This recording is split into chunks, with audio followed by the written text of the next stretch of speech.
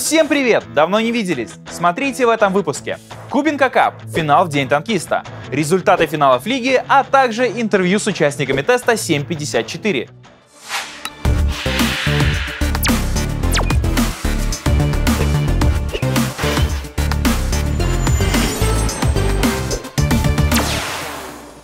Начнем с небольшого анонса. 14 сентября пройдет финал Кубинка Кап, приуроченный ко Дню танкиста. В списке команд-участниц такие небезызвестные ребята, как Na'Vi и Unity. А компанию им составят 3 команды из азиатского региона, в том числе чемпионы кластера команда Areta. Трансляция матчей будет вестись на сайте VG League. А всех желающих понаблюдать за этим событием живьем приглашаем в Кубинку. Начало в 13:00. Будет интересно. Команды наших соотечественников ураганом прошлись по американскому и европейскому кластерам. В Лиге американского региона победила команда РУ.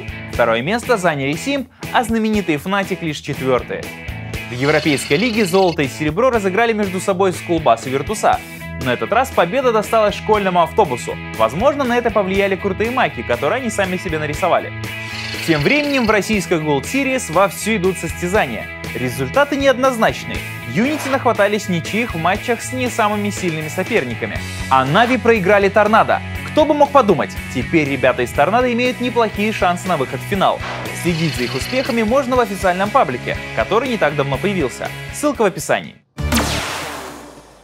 И очередной скандал. На этот раз игрока команды BFG уличили в использовании запрещенных модификаций во время матча с ЛФС. Лов-машина получает перманентный бан в лиге, а его команде присуждается техническое поражение в этой схватке и штраф.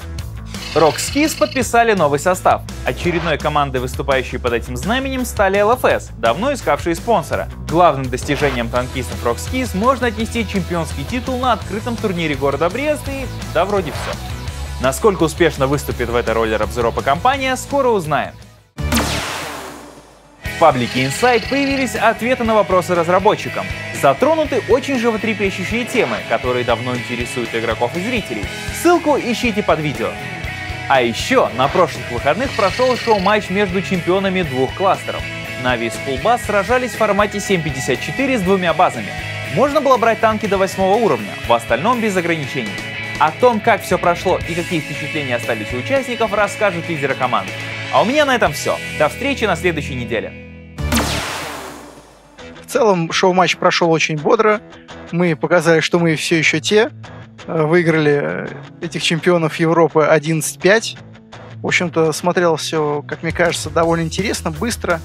Смотрелось интересно, в первую очередь, из-за того, что была атака-защита, то есть какая-то команда все время вынуждена была ехать вперед, то есть никакого не было стоялого, никаких каких-то там обтираний кустов и так далее, и было очень бодро и весело.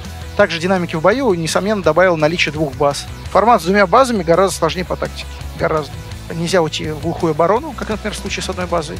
И ты должен выбирать, ты можешь дефить 1 базу, можешь как-то разделить свои силы, где-то нужно просто угадывать, где-то удачно взаимодействовать, быстро перетягиваться и так далее. То есть совершенно другая игра, другая по динамике и по зрелищности.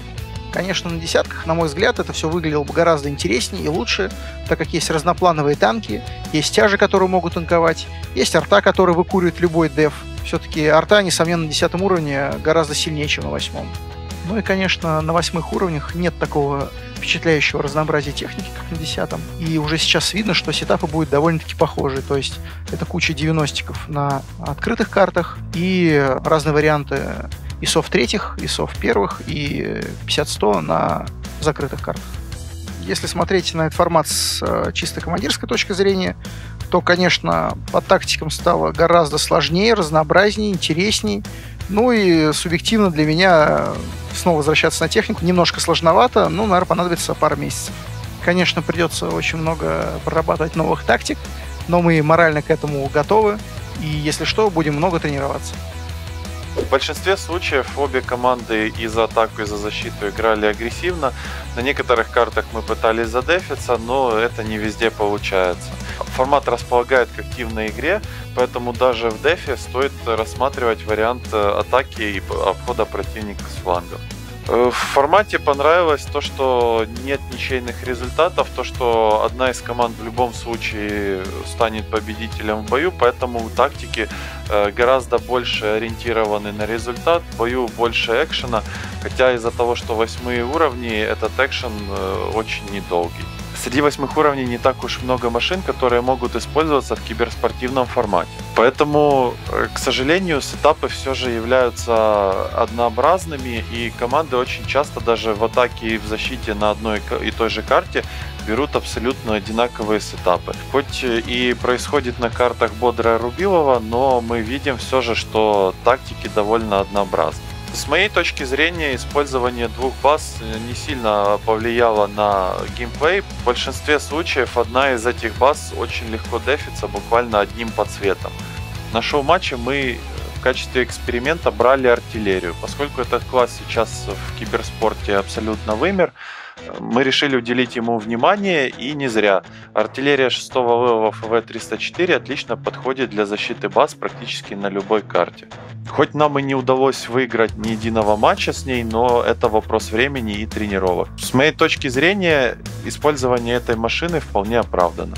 С появлением двух дополнительных танков стало гораздо больше информации во время боя, и сейчас будет сложнее координироваться. Поэтому нужно будет командам учиться заново обмениваться информацией и заново тренировать разыгровку боевых ситуаций. Наверняка в командах будут крупные перестановки составов, будет много трансферов. Многим командам придется искать замену игрокам, которые играли на Т1, а капитанам придется осваивать новые виды техники. Так или иначе, это огромный шаг вперед по сравнению с форматом 7.42.